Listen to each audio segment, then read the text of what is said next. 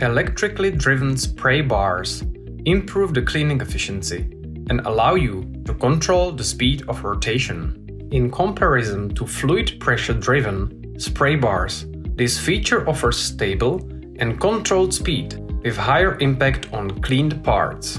Thanks to this, you can reach higher efficiency of cleaning or reduce the process time. It is available in 2-arm or 3-arm versions.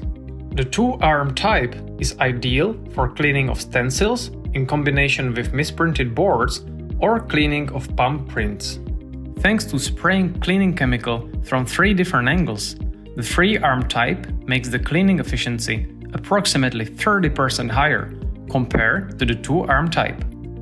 This feature is recommended for cleaning of flux residues from PCBAs or cleaning of one-sided or double-sided misprints.